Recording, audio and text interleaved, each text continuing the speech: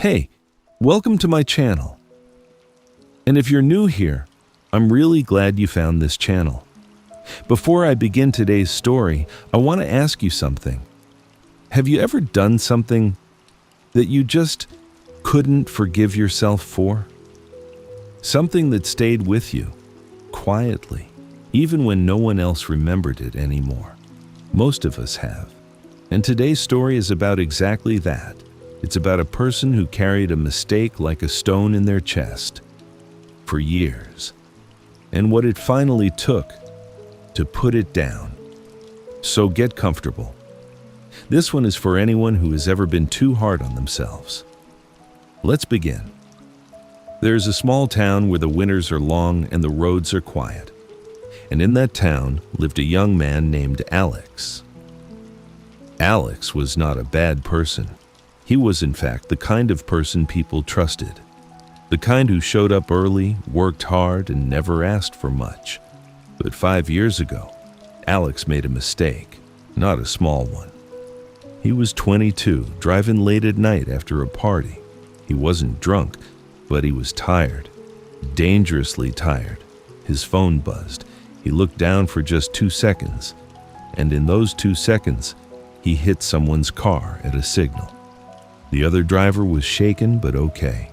No one was seriously hurt. The police came, the reports were filed, insurance was handled.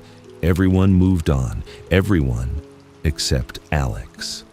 He started waking up at 3 a.m., replaying those 2 seconds. What if the signal had been green? What if someone had been crossing? What if? He stopped driving at night. Then he stopped going to parties. Then he stopped returning calls. His friends noticed. His mother noticed. But Alex had decided quietly that he didn't deserve good things. Not yet. Maybe not ever. Years passed. He got a job, a small apartment, a routine.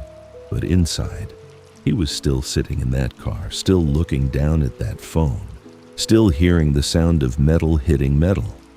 One evening, his older sister Amelia came to visit. She found him sitting alone, staring at nothing, dinner untouched. She didn't ask what was wrong. She just sat next to him.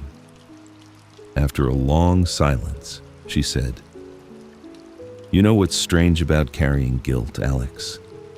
It tricks you into thinking it makes you a better person. Like, if you suffer enough, you've paid for it. But you haven't paid for anything.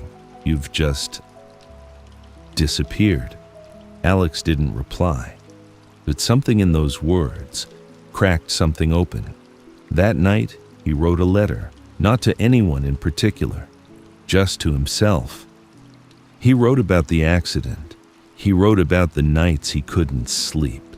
He wrote about all the things he had avoided, the dinners, the trips, the friendships, as if punishing himself was somehow noble. And then he wrote one last line. "No one was hurt, and I've been hurting myself ever since."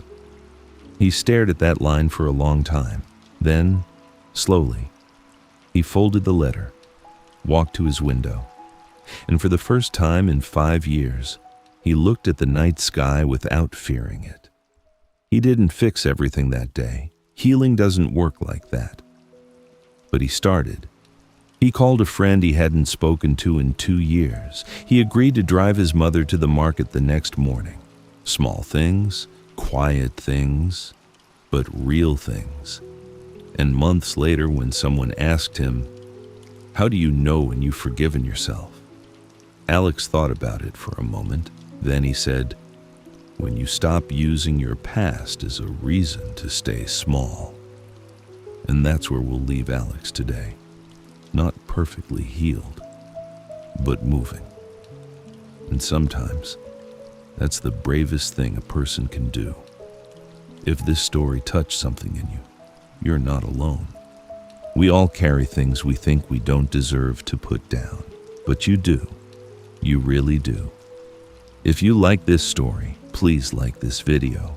It genuinely helps this little channel grow. Subscribe if you want more stories like this, and leave a comment.